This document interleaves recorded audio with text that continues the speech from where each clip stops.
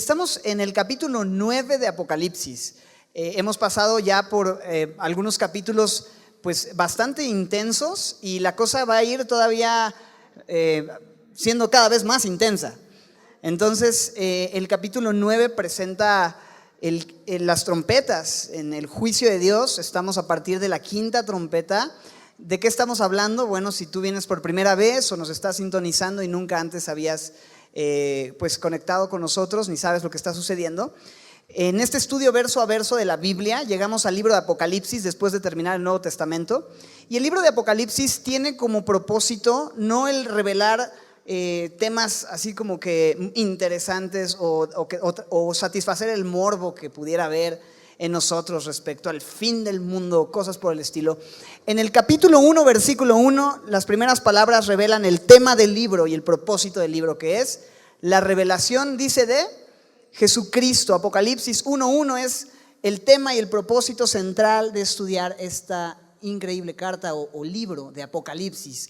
La revelación de Jesucristo. En esa revelación Él se muestra de una forma gloriosa en el capítulo 1, en el capítulo 2 y 3, en el capítulo 4 en adelante y hasta el final del libro. Vemos a Jesús una y otra vez de una forma gloriosa. Él quiere revelarse a nosotros el día de hoy y va a usar su palabra. En este capítulo 9 estamos en medio de una sección que es la tercera sección de la carta.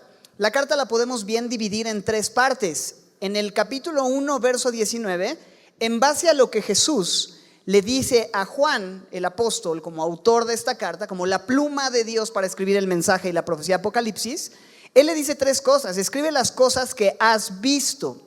Jesús le da la indicación y el mandamiento de escribir lo que ha visto. Lo que Él vio fue una visión de Jesús glorificado en el capítulo 1, tremendo y glorioso. Luego le dice las cosas que has visto, capítulo 1, las cosas que son. Escribe también las cosas que son. La era presente de la iglesia, lo que hoy en el tiempo presente estamos viviendo, que está representado en los capítulos 2 y 3 a través de 7 cartas a 7 iglesias en Asia Menor. Estas 7 iglesias representan la totalidad de la historia de la iglesia, de todas las iglesias que han existido. La plenitud de las iglesias reciben un mensaje de parte de Jesús, las cosas que son, la era presente. Hay cosas que Jesús quiere que su iglesia sepa el día de hoy. Lo vimos, capítulos 2 y 3. Pero es muy interesante que a partir del capítulo 4 comienza la tercera parte de la carta, y esta tercera parte de la carta son, como dice en el 1:19 al final, escribe las cosas que ¿qué? Han de ser después de estas. Esto está haciendo referencia a los capítulos 4 hasta el capítulo 21, donde se nos presenta el futuro, hacia dónde van todas las cosas. Y es muy interesante porque en esta sección, en el capítulo 4, comienza en el capítulo 4 describiendo una visión celestial. El capítulo 4 comienza las cosas que han de ser después de estas, el futuro, presentando el trono de Dios, y Juan escucha una voz que le dice: sube acá desde el cielo y ve una puerta abierta en el cielo. Y esto no solamente describe lo que Juan vio, sino describe y representa lo que un día nosotros también vamos a ver y a oír. Una puerta abierta, y vamos a escuchar al Señor Jesús diciendo con voz de mando de arcángel y con trompeta de Dios: sube acá. Y vamos a ser tomados juntamente con todos los que hemos creído a lo largo de la historia en las nubes para recibir al Señor en el aire. Esto es lo que conocemos como el rapto o el arrebatamiento de la iglesia. El Señor nos va a tomar y nos va a llevar para estar eternamente con Él. Esto comienza, es el disparo de salida para un periodo de 7 años de una gran prueba, de una tribulación tremenda que va a vivir la humanidad, donde nosotros los hijos de Dios ya no estaremos, porque Jesús va a decir: sube acá.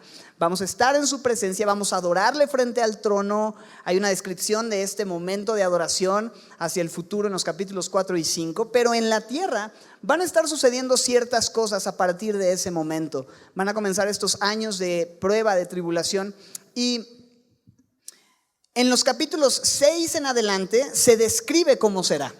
De hecho, estando en el cielo, Juan ve que el que está sentado en el trono tiene un rollo con 7 sellos, sellado con 7 sellos, y no hay nadie digno de poder tomar ese rollo y abrir esos sellos, sino solamente Jesucristo, que es el Cordero. Y así Jesús toma el trono, este corderito como inmolado, va abriendo cada uno de estos sellos, Este rollo es el título de propiedad, o quizá la máxima voluntad, la última voluntad de Dios para su creación. Es su propiedad. Él tiene un plan para la creación, para la humanidad, último y máximo. Pero antes de conocerlo y abrirlo, hay 7 sellos que se van a ir abriendo uno a uno. Y mientras Jesús abre cada uno de esos sellos, cosas van sucediendo en la tierra. Juicios por parte de Dios van siendo derramados y van sucediendo en el planeta Tierra mientras la iglesia está en el cielo. Esta humanidad que no es tomada en el arrebatamiento, que se quedan en ese tiempo, van a recibir el juicio de Dios. ¿Por qué? ¿Porque Dios es malo? ¿Porque Dios es injusto? No, todo lo contrario. Dios ha sido tan bueno y Dios es tan justo que Él ha tenido paciencia por siglos, por milenios de la humanidad. Él quiere que todos reconozcamos nuestra necesidad, confiemos en Él y seamos librados del juicio, confiando en Jesús, porque Jesús fue quien se puso en la línea de fuego y quien recibió en sí mismo el castigo justo que merecía nuestro pecado. Él se pone al frente, recibe nuestro juicio, de manera que tú y yo podemos ser justificados, ¿verdad? Podemos ser perdonados. Entonces, si nosotros rechazamos esa oferta, pues entonces el juicio de Dios va a tener que suceder sobre nuestras vidas. Dios no quiere esto. Sin embargo, gente va a rechazarle. Es la historia, siempre. El hombre se cree autosuficiente. El hombre nos sentimos que podemos solos, que no necesitamos a Dios, que lo podemos resolver en nuestras fuerzas, que aquel día yo voy a ver cómo me las ingenio y cómo me las arreglo, pero oh decepción en aquel día, cuando nos demos cuenta que nuestras mejores justicias no son suficientes. Necesitamos la justicia de Cristo, y si no recibimos la justicia de Cristo, entonces lo único que queda es la condenación. Esta es la condenación, que la luz vino al mundo, pero los hombres amamos más las tinieblas que la luz, porque nuestras obras son malas. Así es que esto nos lo advierte la palabra y nos lo muestra amorosamente una y otra vez. Lo vemos, la gracia de Jesús, el unigénito del Padre. Él ha dado a conocer al Padre, lleno de gracia, lleno de verdad también, lleno de amor. Él no quiere que nadie se pierda, ha hecho todo, se ha puesto en la línea de fuego, ha recibido el juicio de Dios. Esto está disponible para ti, para mí, pero si nosotros seguimos rechazando esa oferta, pues lo único que va a quedar es recibir ese juicio. Y estos juicios comienzan a partir del capítulo 6 de Apocalipsis. Juan describe el futuro, la iglesia ya no está aquí, pero 7 sellos se abren. Junto con la apertura de cada sello, cosas van sucediendo en la tierra. Al abrirse el 7º sello, hay una pausa, pero también, aparte de la pausa, eso da pie a que comiencen a sonar 7 trompetas, ¿verdad? 7º sello da pie a que empiecen a suceder 7 trompetas. Al sonar la 7ª trompeta, eso da pie a que sean derramadas 7 copas de ira. Y de esta manera Dios va llevando a cabo un juicio progresivo con respectivas pausas de misericordia, buscando que el hombre voltee al cielo, se arrepienta de su idolatría, reconozca a Dios, clame por misericordia. Pero lo que estamos viendo en Apocalipsis es que el hombre, lejos de responder de esta manera, siguen aferrados a sus ídolos, siguen, en vez de orando al Dios verdadero, orando a los montes y a las peñas y diciendo: caigan sobre nosotros y escóndanos de la ira del Cordero, de la ira del que está sentado en el trono. ¿Quién podrá sostenerse en pie? Así es que estos juicios están por suceder. En estos juicios no está el coronavirus, no te espantes, ¿ok? Sí, la Biblia habla de ciertas cosas que van a suceder, pero la iglesia, por lo que vemos, ya no estaremos aquí. Ahora, la semana pasada se abrió el 7º sello. Bueno, no literalmente, sino leímos la apertura futura del 7º sello. Y al abrirse ese 7º sello, aparecieron 7 ángeles, ¿verdad? Que están delante de Dios con 7 trompetas que les fueron dadas. Y al sonar de cada trompeta, más juicios empezaron a suceder en la tierra. En el capítulo 8 leímos las primeras 4 trompetas. Con la primera hubo granizo que fue lanzado sobre la tierra mezclado con fuego. Se quemó la tercera parte de los árboles, la hierba verde. Luego, con la segunda trompeta, una gran montaña ardiendo cae en el mar. El mar se convierte en sangre, se destruye una tercera parte de los seres vivientes y de las naves que hay en el mar. En el tercer tocar de trompeta, una gran estrella ardiendo como antorcha cae sobre los ríos.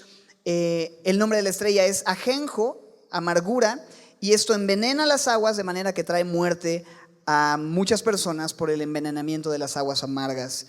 Y en el versículo 12 leemos la cuarta trompeta sonar, que trae oscuridad en una tercera parte del día. Notábamos esto que es una tercera parte, una tercera parte, una tercera parte, porque Dios sigue progresivamente llevando a cabo el juicio, dando aún oportunidad en su misericordia de que la humanidad reflexione sobre lo que está sucediendo y haya arrepentimiento, pero no hay arrepentimiento. En el versículo 13 del capítulo 8, un ángel proclama unos ayes sobre la humanidad que está enfrentando estos juicios y dice que el ángel voló en medio del cielo y decía: ay, ay, ay de los que moran en la tierra a causa de los otros toques de trompeta que están para sonar los 3 ángeles. Y estos próximos 3 toques de trompeta ya no van a afectar solamente a la creación, sino que van a afectar a la humanidad directamente, porque las primeras 4 trompetas fueron sobre la tierra, fueron sobre el mar, fueron sobre el sol, pero en este caso vamos a ver que esto vaya a ser directamente hacia la humanidad como un juicio de Dios. Y la quinta trompeta es tocada en el versículo 1. Es difícil el tema, ¿verdad? De pronto en un tiempo como este quisiéramos traer un mensaje distinto, pero qué importante creer que la Biblia es suficiente, ¿verdad? Qué importante aferrarnos a la verdad de la palabra de Dios, conocer la verdad y la verdad nos hará libres. Dice el versículo 1, y el quinto ángel toca la trompeta y dice Juan que vio una estrella que cayó del cielo a la tierra. Es importante entender que hay algunos pasajes en la Biblia que mencionan situaciones, cosas, personas que pueden o no ser literales. La forma más saludable y más sana de leer la Biblia es tomar la Biblia literal, a menos que en el texto encontremos buenas razones para no tomarlo literal, sino figurado. Figúrense ustedes. Entonces, por ejemplo, cuando Jesucristo dice que si tu ojo te es ocasión de caer y lo saques, lo eches de ti porque es mejor entrar con un ojo en el cielo que con los 2 ser echado en el infierno, ¿será que si tu ojo te es ocasión de caer llegaremos la siguiente semana todos tuertos? ¿O será que tenemos que cortar literalmente nuestra mano si nos es ocasión de...? Por supuesto que no. Obviamente esto en el contexto completo de la Escritura pues es atentar en contra de lo que Dios nos dio, y no creo que sea eso lo que esté diciendo, ¿no? Hay hábitos, hay situaciones que tenemos que quitar de nuestras vidas que nos tropiezan para poder glorificar a Dios y no atentar en contra de lo que Dios nos ha dado. Entonces, en el versículo 1 se menciona una estrella que cae del cielo, pero lo interesante es que dice que a esta estrella se le da, verso 1, ¿qué? La llave del pozo del abismo, y en el verso 2 dice que abrió el pozo del abismo. No podemos pensar que esto es una estrella literal, porque una estrella no puede recibir una llave y abrir una puerta, ¿estás de acuerdo? Bueno, una estrella literal, no una estrella de cine o una estrella de rock, qué sé yo. En este sentido podemos entender que la Biblia también habla a veces de estrellas haciendo referencia a ángeles de Dios, tanto buenos como malos. Un ejemplo muy sencillo y breve es con Satanás, por ejemplo, que la Biblia en Isaías 14:12, describiendo a Satanás y describiendo lo que Satanás vivió, se lee de la siguiente manera: ¿cómo has caído del cielo?, exclama el profeta, hablando de Satanás, diciendo lucero de la mañana. Lucero es estrella. Tú que sometías a las naciones, caíste por tierra, decías en tu corazón: subiré a los cielos, levantaré mi trono por encima de las estrellas de Dios, gobernaré desde el extremo del norte. Subiré, verso 14, la cresta de las más altas nubes, seré semejante al Altísimo. La soberbia de Satanás, queriendo ser como Dios, queriendo la gloria de Dios. La Biblia nos muestra que él cayó y junto con él fue expulsado del cielo, y junto con él una tercera parte de los ángeles él se llevó y fueron expulsados del cielo. Estos ángeles están hoy operando en este mundo junto con Satanás, ¿te acuerdas? Principados, potestades, huestes de maldad, gobernadores en las regiones celestes, nos dice Efesios. Ahorita vamos a hablar un poco acerca de eso. Pero es interesante que la Biblia hace referencia a Satanás como una estrella. En el capítulo 12 de Apocalipsis habla de cómo es que la cola arrastraba una tercera parte de las estrellas del cielo y las arrojó sobre la tierra. Y la interpretación en el verso 9 de ese capítulo 12 habla de que Satanás, que engaña al mundo entero, fue arrojado a la tierra y sus ángeles fueron arrojados con él. Entonces conecta las estrellas con los ángeles de Satanás. Entonces podemos entender por este y algunos otros textos que algunas veces cuando se habla de una estrella o estrellas se está haciendo referencia a un ángel o a ciertos ángeles. Vemos que a esta estrella que cae a la tierra se le da la llave ¿de qué? Del pozo del abismo o el abismo. Y este pozo del abismo, de acuerdo a lo que leemos en la Biblia, es una prisión para demonios, es una cárcel para demonios. La Biblia habla de la realidad de los demonios. Estos ángeles caídos, que son demonios en realidad, se oponen a los hijos de Dios, son parte de estas potestades con las que el cristiano está constantemente luchando, que no lo vemos, pero hay mucha opresión en muchos sentidos porque Satanás no puede afectar a Dios. La manera de atacar a Dios o hacer daño a Dios es hacerle daño a la gente que él ama, ¿verdad? A las personas. Y él va a estar buscando atacar. ¿Te acuerdas? El león está como el enemigo, nuestro adversario, el diablo, está como un león rugiente buscando a quien devorar. Nuestra lucha no es contra carne ni sangre, contra personas. Estos textos nos hablan de esa realidad espiritual. Así que los ángeles caen, hay un reino espiritual que se opone a los hijos de Dios, nuestra lucha es real y no todos estos demonios que cayeron están aquí el día de hoy en este mundo operando.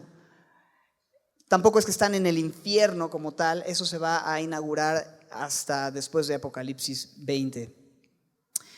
Pero sí la Biblia habla de que hay algunos ángeles caídos que fueron encarcelados y guardados en prisiones eternas, en el abismo, para entenderlo de esta manera. Por ejemplo, 2 de Pedro 2:4 nos habla de que Dios no perdonó a ciertos ángeles que pecaron.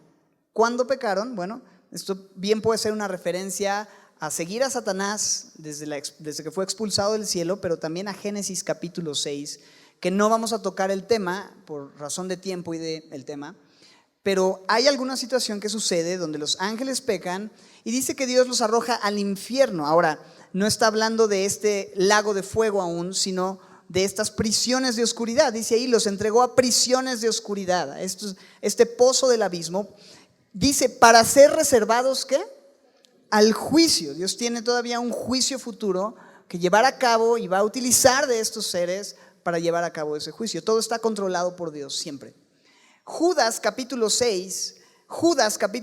1, versículo 6, Judas 6, verso 6, Judas solo tiene un capítulo. Dice que los ángeles que no guardaron su dignidad, sino que abandonaron su propia morada, los ha guardado bajo oscuridad, ¿qué dice? En prisiones eternas. ¿Para qué? Para el juicio del gran día. Entonces está hablando de este lugar donde ellos están ahora encarcelados o aprisionados. Recuerdo cuando en Lucas 8 Jesucristo tiene un encuentro con un hombre que está endemoniado y Jesús le pregunta en el versículo 30, ¿cómo te llamas? Él contesta, Legión, porque muchos demonios dice habían entrado en él. Y los demonios le rogaban a Jesús, reconociendo la autoridad de Jesús sobre todo principado y potestad, que no los mandase ir ¿a dónde? Al abismo, ¿te fijas?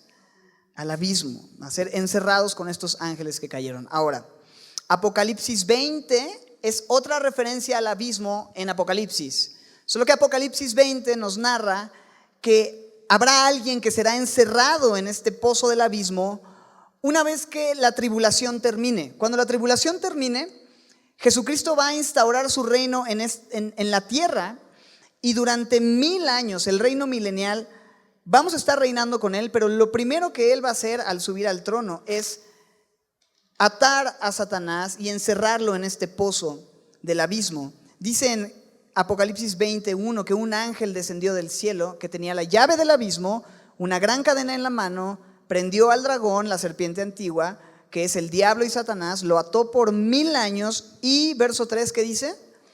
Lo arrojó al abismo, lo encerró, puso su sello sobre él para que no engañase más a las naciones hasta que fuesen cumplidos 1000 años. Después de esto debe ser desatado un poco de tiempo. Y dices, ¿por qué todavía Jesús va a desatar a Satanás y ya lo tiene ahí, ¿por qué no ya lo manda ¿cómo se llama? El lago de fuego, ¿no? Pero es que Dios todavía tiene una batalla final y todavía tiene un plan, y al final Dios está en control de todas las cosas, y Satanás solamente es un títere más dentro de su soberanía y su plan eterno. Dios siempre está en control. Entonces, hay un abismo, hay un pozo del abismo, hay una prisión temporal para ángeles caídos del que la Biblia nos habla, y vemos estos ángeles caídos, una estrella que cae del cielo a la tierra, puede ser este ángel que tiene la llave, y algo sucede en el verso 2. ¿Qué es lo que hace este ser o este ente, que no es un objeto inanimado, sino un ente o un ser, seguramente un ángel con cierto rango? Abre el pozo del abismo y dice, y subió, verso 2, ¿verdad? Humo del pozo como humo de un gran horno, y se oscureció el sol y el aire por el humo del pozo. Entonces, algo sucede. Este lugar es terrible. Imagínate la cantidad de legiones y demonios que hay ahí. Al abrir ese lugar, sale tal humo que oscurece, opaca el sol, el aire se hace denso, y creo que esto es una figura y un tipo de que lo que se está liberando no es algo bonito. Lo que va a suceder es algo muy oscuro y muy terrible, que va a afectar a la creación, pero también al humano, a los hombres que no estén sellados. Y dice que del humo, verso 3, salieron langostas sobre la tierra. Salieron langostas. Eso es muy interesante. Si lo tomamos literal, las langostas, no tiene mucho sentido y mucho peso verlo así. Pareciera, y por el lenguaje que Juan usa en toda esta sección, él está usando una figura retórica muy constante que es llamada símil, que habla de algo que presenta una comparación.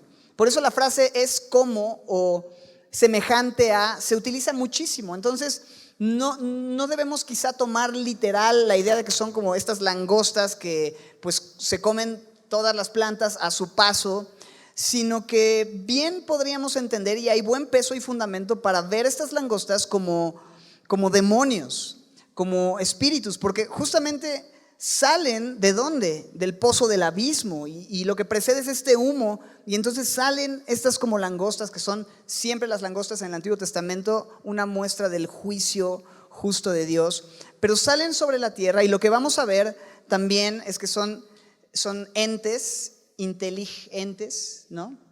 Que entienden y que disciernen, porque dice que se les dio poder como tienen los escorpiones de la tierra, y se les mandó que no dañasen hierba de la tierra ni cosa verde. Recordemos que para este punto una tercera parte de los árboles y la hierba verde han sido ya destruidos.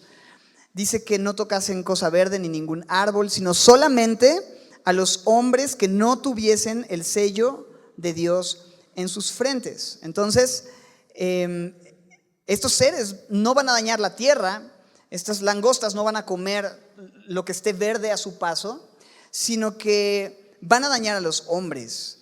Entonces hay cierta inteligencia de discernir o distinguir, mejor dicho, entre las plantas y los hombres, pero no solo los hombres, sino los hombres sellados y los hombres no sellados.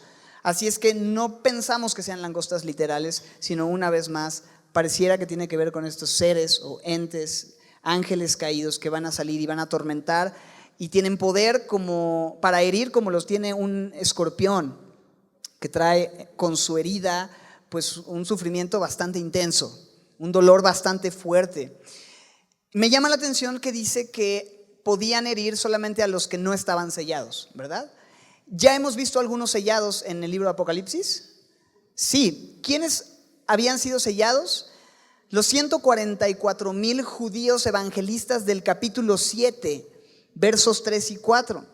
Estos fueron marcados de alguna forma para ser intocables, y quizá ellos y algunos más fueron sellados por Dios de esta manera. Y lo que vemos es que estos seres espirituales liberados van a oprimir a aquellos que no tienen este sello, a aquellos que no pertenecen a la familia de Dios, o al pueblo de Dios, o al remanente de Dios. Ahora, hay una aplicación interesante, y por supuesto el día de hoy, en este tiempo de la era de la iglesia, nosotros sabemos que cuando una persona confía en Jesús como su Salvador, Dios hace algo en nuestras vidas, ¿verdad? La Biblia dice en Efesios 1:13 que nosotros, habiendo oído la palabra de verdad, el evangelio, las buenas noticias de nuestra salvación, de que hay opción de salvación y que no hay condenación, que Dios envió a su Hijo para que todo aquel que en Él cree no se pierda, sino que tenga salvación, vida eterna. Y dice que habiendo oído la palabra de verdad, el evangelio, y no solo habiendo oído, sino habiendo ¿qué dice el texto? Creído. No solamente se trata de escuchar, sino de confiar en el mensaje con nuestro corazón. Habiendo creído en él, algo sucede. Como efecto de esa fe que Dios nos regala para poder creer en él, algo sucede. Fuimos ¿qué? Sellados. ¿Con qué? Con el Espíritu Santo de la promesa. El Señor pone su sello en nuestros corazones y ese sello es su persona misma morando dentro de nosotros, de tal manera que podemos decir que estamos en Cristo y Cristo está en nosotros, que ya no vivo yo, ahora vive Cristo en mí. Entonces Él me sella, esto es una marca de propiedad, le pertenecemos, somos suyos. Si tú tienes fe en Jesús, si tú has confiado en Él para la salvación de tu vida, eres suyo, Él te ha sellado, le perteneces, es lo que la Biblia dice, y puedes estar seguro de que si Él te ha sellado, entonces le perteneces y te va a cuidar. A Dios no se le va a perder ninguno de los que el Padre le dio a Jesús. Dice, mis ovejas están en mi mano o en la mano de mi Padre y nadie puede arrebatarlas de la mano de mi Padre porque el que me las dio es mayor que todos. Entonces estamos en un lugar seguro y la Biblia dice que nada nos puede separar del amor de Dios que es en Cristo Jesús, ni tribulación, ni angustia, ni hambre, ni peligro, ni desnudez, ni espada. Ninguna cosa creada, ninguna plaga, ni el coronavirus, ¿verdad? Nada puede separarnos del amor de Dios. En todas estas cosas somos más que vencedores por medio de Cristo. No estoy diciendo que a un cristiano no le puede dar coronavirus, tengan cuidado con eso. Lo que estoy diciendo es que ninguna situación que el cristiano vive puede separarle de la certeza del amor de Dios para con nosotros en Cristo Jesús. Que si estamos sellados por Él, eso significa que Él tiene un plan de amor para cada uno de nosotros y que todo lo que sucede en nuestras vidas resulta para bien, ¿verdad? Sabemos que todas las cosas ayudan a bien a aquellos que aman a Dios. Y nosotros le amamos a Él porque Él nos amó primero y nos amó y nos selló y entonces nosotros en respuesta le amamos y si le amamos sabemos que Él tiene un plan de amor en todas las cosas que suceden sin importar lo difícil que sea y la prueba que estemos enfrentando. Entonces, no contristemos, verso 30, Efesios 4, no contristemos al Espíritu, con el cual fuimos, ¿qué dice? Sellados para el día de la redención. Así es que estamos sellados por Él, estamos protegidos por Él y sabemos que nada nos puede separar de su amor, que Él tiene un plan en todo lo que sucede. Y vemos entonces esta similitud en Apocalipsis 9, donde aquellos que están sellados con el sello de Dios no van a ser tocados por este juicio específico de estos demonios que traen tormento a la vida de las personas, hiriéndoles como un escorpión cuando hiere a alguien. Y dice que a estos langostas les fue dado no que los matasen, este juicio no es para muerte, sino que, ¿qué dice? Que los atormentasen, ¿por cuánto tiempo? 5 meses, un tiempo determinado. Y ese tormento es como tormento de escorpión cuando hiere al hombre. Sí, hay un trato, hay dolor, pero no hay muerte y tampoco es una, digamos, tortura si tú quieres, o una prueba con un tiempo indefinido, sino que Dios tiene un plazo y tiene un lapso, porque aún en eso vemos, ¿sabes?, la misericordia de Dios. No son 6 meses, no es un año, no son 2 años, no son 10 años, sino hay un plazo definido por Dios en esto, en su soberanía. Él, sentado en el trono, aún está en control de los eventos, de los tiempos y los periodos que duran estos juicios. Y por supuesto, si lo va a hacer así hacia el futuro, sabemos que el día de hoy Él también está sentado en su trono y en control de los eventos y del tiempo que duran las cosas que estamos enfrentando aún en este tiempo. Entonces, Dios mantiene el control de todo. Nada se sale de su control. Todo se está alineando de acuerdo a su propósito soberano. Recuerdas a Job, ¿verdad? Dios tenía un plan con él y de pronto él ve una prueba muy difícil sucediendo en su vida, pero eso tenía un propósito aún más grande de lo que él veía y ese propósito se cumplió cuando Job llega a decir: De oídas te había oído, pero ahora mis ojos te ven, por tanto me aborrezco y me arrepiento, ¿no? Reconozco mi condición, yo creía que era justo, pero ahora que te veo me doy cuenta de que había muchas cosas que no entendía de ti. Dios a veces permite esos tiempos de incertidumbre, de prueba, de dolor, de tragedia, incluso para que nosotros podamos verle y conocerle de una forma personal y profunda. Esto lo hemos aprendido ya a través de la Escritura en repetidas ocasiones. Y es así en esto que estamos viviendo como nación y como en el mundo el día de hoy. En aquellos días, verso 6, en aquellos días, mira lo que dice acerca de este sufrimiento, sigue describiendo el sufrimiento. En aquellos días, esto es lo que va a traer el juicio, estos días de tribulación, los hombres buscarán. Es tan terrible el dolor que van a experimentar y enfrentar, heridos por estos demonios, que los hombres buscarán la muerte, pero ¿qué dice? No la hallarán, y ansiarán morir, pero la muerte huirá de ellos. Es muy fuerte y de verdad yo le doy gracias a Dios de que Dios no nos ha puesto para ira, ¿verdad? Dios no está esperando el momento de derramar su ira sobre nosotros. Yo le doy gracias a Dios de que Él tiene misericordia hoy, de que Él está pacientemente esperando que nosotros volteemos nuestra mirada a Él, porque habrá un tiempo en el que va a suceder situaciones tan difíciles como estas, donde el dolor será tan intenso. Y sabes, Dios para este punto ya ha tenido mucha misericordia. Dios ya ha dejado pasar momentos de reflexión, momentos donde el humano ha podido voltear al cielo, pero ha decidido decir no y adorar a las cosas creadas antes que al Creador. Y llega un punto en el que esto va a suceder. Y en los versos 7 al 10, mira la descripción de estas langostas. Por esta descripción entendemos que pues no son langostas, sino que tienen una apariencia, por lo que se describe, pues realmente bastante tétrica. Versículo 7, el aspecto de las langostas era semejante, y vamos a ver este semejante, como estos símiles, semejante a caballos preparados para la guerra.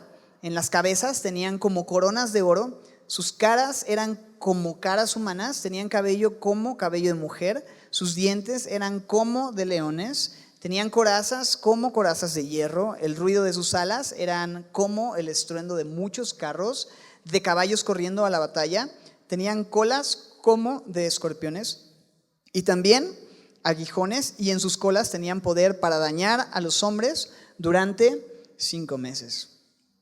Está feo, ¿verdad? Está raro, está difícil. No parecen langostas así como la que algún riquillo podría pedir en Red Lobster o algo así, ¿va? Esto es bastante feo, esto es bastante difícil de describir y de entender. Recuerda que Juan usa estos símiles porque está viendo cosas que él nunca ha visto antes. Entonces tiene que decir, es como esto, es semejante a esto. Algunas personas dicen, no, pues el ruido de sus colas, que es como estruendo de muchos caballos y que tenían poder para matar. Está hablando de armas y está hablando de helicópteros y está viendo hacia el futuro en esto, pero no creo que sea así. El contexto nos lleva más bien a entender que estos son demonios que están actuando de esta manera, porque dice que salieron del abismo, no de la fuerza aérea, ¿verdad? Y es bastante difícil pensar en eso, que hay un plan, hay un juicio sobre aquellos que han rechazado a Dios. Son 5 meses, no son 6, no es un año, es un tiempo específico que Dios tiene.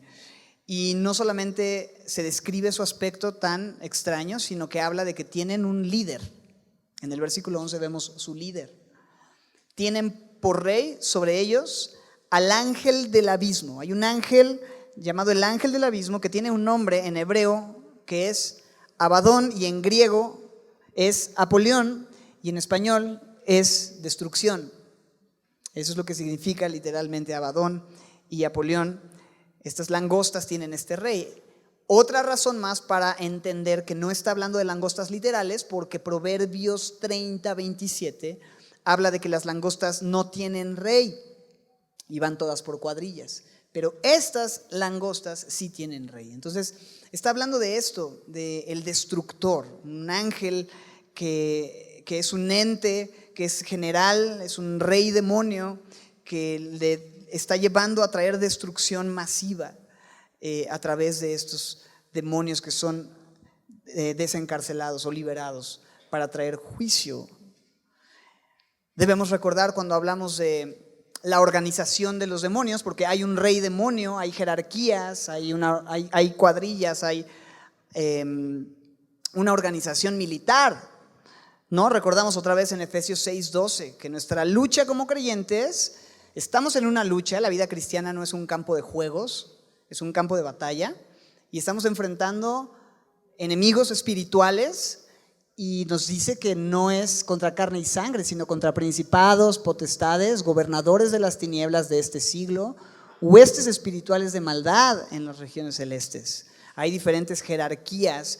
Lo que vemos aquí también es que hay rangos y demás, y están organizados, y nosotros tenemos que estar conscientes de que vivimos una guerra espiritual, de que el ladrón, Juan 10:10, no viene sino para hurtar, para robar, matar y destruir, pero dice Jesucristo que Él ha venido para que tengamos vida, y para que tengamos vida en abundancia, ¿no? O sea, si hay una agenda satánica, si hay una agenda demoníaca en contra de los hijos de Dios, porque lo que Satanás quiere hacer es quitarte la efectividad para el reino de Dios, hacerte sentir mal, deprimirte, ¿no? Para que no hagas la obra de Dios, para impedir el avance del reino de Cristo. Y no va a poderte tocar quizá en tu salud, porque estamos protegidos, no va a poderte tocar en ciertas cosas a menos que Dios lo permita, pero una cosa es un hecho: Él te va a atacar y lo va a hacer sin piedad. Y tenemos que estar vestidos con toda la armadura de Dios, ¿verdad? Que también en Efesios capítulo 6 se nos describe, y te invito a que puedas escuchar el audio de Guerra Espiritual en Efesios 6 para que entiendas de qué está hablando y cómo estar preparados en el sentido espiritual. Pero sobre todo debemos tomar la espada del Espíritu, que es la palabra de Dios, que es la manera en la que Jesucristo respondió a Satanás cuando fue atacado por Satanás en el desierto. Y el Señor contestó: escrito está, escrito está, escrito está. En otras palabras, sin una relación escritural con Dios, si no vamos a la palabra de Dios y encontramos en ella nuestro deleite, en ella el equipamiento que necesitamos para enfrentar la lucha espiritual, vamos a estar vulnerables, vamos a estar débiles, vamos a estar descubiertos, y necesitamos equiparnos completamente. Entonces, estemos alertas, seamos sobrios. Primera de Pedro 5:8. Seamos sobrios, velemos, estemos atentos, porque nuestro adversario, el diablo, como león rugiente, está buscando a quien devorar, y va a estar atacándote, y va a buscar atacar tu familia, tu matrimonio, va a buscar atacar tu ministerio, tu negocio, tus hijos, va a buscar atacarte por donde pueda, y va a buscar devorarte. No va a tener piedad. Y si tú supieras que hay un león literalmente afuera de la iglesia en este momento esperando devorarte, ¿saldrías súper relajado de la reunión? ¿Saldrías así, estuvo chido, pero no? O sea, creo que seríamos cuidadosos. Debemos estar conscientes de eso. Satanás está alrededor constantemente, y sus huestes espirituales están ahí buscando atacar lo que Dios más ama, que somos nosotros, sus hijos. Debemos estar atentos. Se nos dice mucho: Dios te ama y tiene un plan increíble para tu vida. ¿Es cierto eso? Claro, Dios nos ama y tiene un plan increíble, pero no se nos dice la otra cara de la moneda: Satanás te odia y tiene un plan terrible para tu vida. Y a veces eso no se nos dice, y tenemos que estar conscientes de ambas cosas, ¿verdad? Y estar atentos y estar alertas, congregándonos, no dejando de congregarnos, pasando tiempo en la palabra, orando sin cesar, edificándonos unos a otros, exhortándonos, animándonos, reuniéndonos. Es muy importante. Entonces, esto está sucediendo. La quinta trompeta suena, y con esto este juicio sucede. Y dice el verso 12: el primer ay pasó. Y suena así como el primer ay pasó y ya, ¿no? Pero fue trágico, ¿verdad? Fue muy, muy difícil. Y las cosas no mejoran. ¿Qué dice? He aquí, vienen 2 ayes después de esto, y cada uno de estos va a ir todavía siendo más intenso. Vamos a ver a otro ejército al sonar la sexta trompeta, un ejército de 200 millones que viene a traer muerte como nunca antes en la historia se ha visto en la humanidad. La séptima trompeta después de la sexta, lo que vamos a ver es que da pie a las 7 copas derramadas que traen 7 juicios, creo yo, son los más trágicos en todo el libro de Apocalipsis. Esto que estamos leyendo no se compara con lo que vamos a estar viendo en las próximas semanas. Entonces prepárate no para la tribulación, prepárate en el sentido de revisa tu fe, examínate a ti mismo si estás en la fe. Pues hazte preguntas, ¿no? ¿Realmente he creído? ¿Realmente he recibido el Espíritu Santo cuando creí? ¿Realmente me he arrepentido? ¿Realmente hay un cambio en mi vida? Qué importante hablar la verdad. De repente venimos a la iglesia en un día como hoy y estamos esperando cualquier otro tipo de mensaje, ¿no? Pero de repente nos encontramos con una enseñanza tan tremenda y tan directa que creo que Dios tiene para nosotros en este tiempo. Y leemos estas cosas y vemos hacia dónde va y de pronto decimos, bueno, ¿qué clase de iglesia es esta, no? O sea, ay, qué bonito mensaje, pastor, estuvo bien bonito, ¿no? Pues no, o sea, es algo fuerte. Y dicen por ahí que la verdad no peca, ¿verdad? Pero así no incomoda. Y debemos entender algo aquí. Hay muchos lugares donde se habla, pues, lo que la gente quiere escuchar, ¿verdad? Que de repente la Biblia nos habla de que habrá tiempos en los que la gente se va a amontonar y maestros conforme a sus propias concupiscencias. La gente va a querer, teniendo comezón de oír, la gente va a querer que le digan lo que quiere escuchar. Pero si tú vienes a Semilla, tenemos un compromiso de no decirte lo que quieres escuchar, sino predicar la palabra de Dios, creyendo y confiando en que esta es la que nos hace libres. Porque si bien lo que hoy y en Apocalipsis estamos estudiando no es bonito, pero ¿sabes qué sí es? Es verdad.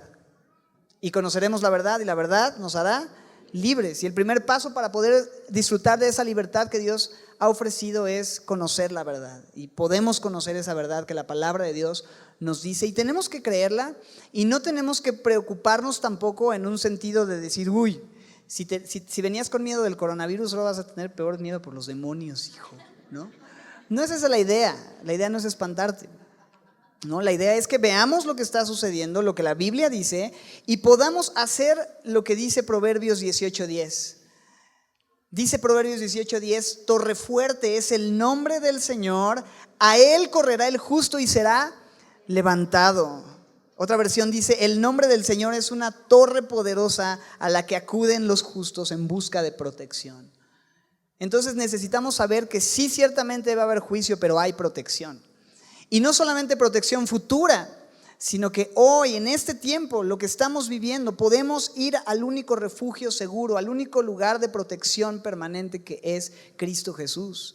Y podemos venir a Él en oración y podemos derramar nuestro corazón y decirle, Señor, creo en ti, creo que tú puedes libertarme, creo que tú puedes sellarme, creo que tú puedes hacerme tuyo, Señor, y que tú puedes guardarme de la hora de la prueba.